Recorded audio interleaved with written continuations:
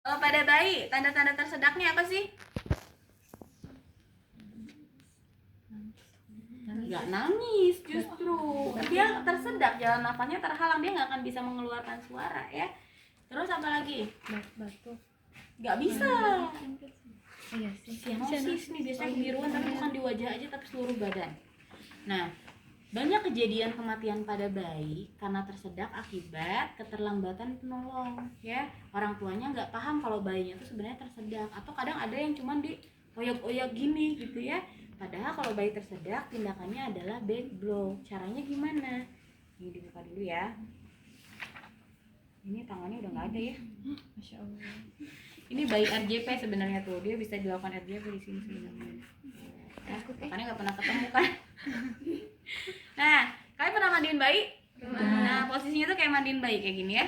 Pegang lehernya, nanti tangannya dikepit sama tangan pasien ya, di ketiak ketiak bayi. Nah, ini kan boneka ya. Ketika saya posisikan seperti ini, dia akan tegak. Kalau bayi melenyot gitu ya, makanya di sini kan ada tahanan. Makanya kalau misalnya di tempat luas, penolongnya biasanya sambil jongkok kayak gini. Nah, si badannya itu ditaruh di kaki ya. Posisi bayi agak turun kayak gini. Ya. Nanti back blow-nya bukan ditekan kayak gini, tapi sambil kita dorong. Ingat ini bayi, tenaganya nggak usah dikeluarin sepenuhnya ya. Takutnya loncat gitu ya, makanya di sini harus fiksasi banget pegangnya ya. Nih kayak gini. Sampai kapan Bu dilakukan back blow? Sampai bayinya menangis. Kalau bayinya sudah menangis, berarti kita sudah tahu tidak ada sumbatan. Ya, paham sampai sini ya? Paham. Oke. Kalau misalnya anak gimana Bu? Misalnya yang dia sudah bisa berdiri terus tersedak, maka kita lakukan teknik apa? Abdominal ya. Penolongnya ngikutin posisi badan ya. Kita turun. Baru ditekan. Kebayang? Kebayang. Satu lagi contoh, makanya kalian harus ada gambaran untuk menjelaskan kasus ini ke orang terdekat ya. Kalau di Gadar tuh nggak banyak alatnya nggak banyak. Pemvisnya akan berbeda dengan pemvis head to toe. Pemvis head to toe alatnya kayak gimana? Banyak perintilannya ya. Kalau di Gadar nggak terlalu banyak alat-alatnya. Ya, yang dibutuhkan apa? Skill.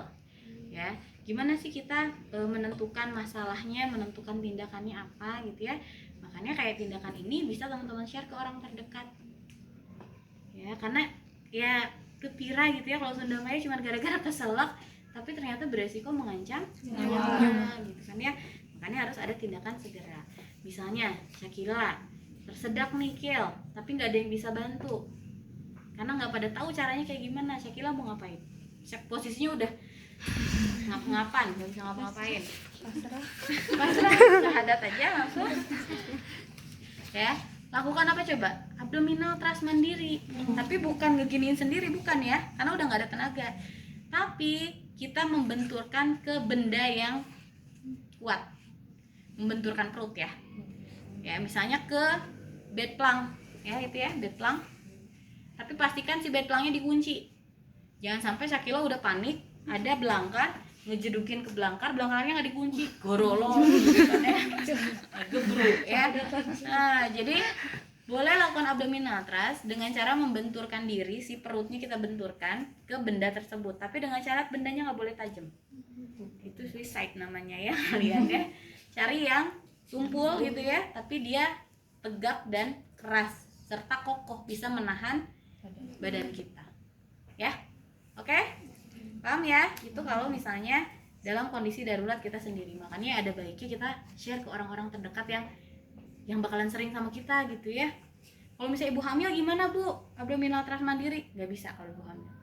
Mau maksain juga kan nggak mungkin. Mau chest thrust nggak ada yang bantuin ya. Itu benar-benar harus ada yang bantu kalau ibu hamil, nggak bisa sendiri ya. Oke, ada yang tanyakan? Kebayang nggak? Kebayang. Kita lulus kia. Bentar lagi kita makan ya. Masing-masing makan siang ya. Oke. Untuk manajemen RW aman ya. Ada manajemen RW dengan alat dan tanpa Alat. Udah kenal sama alat-alatnya ya? Sip. Nanti di Pemvis berarti tinggal kita aplikasikan aja. Seperti apa di RW, di breathing, circulation, disability dan exposure. kalau sudah, kita next ke proses selanjutnya ya. Apa satu lagi teh? Needle.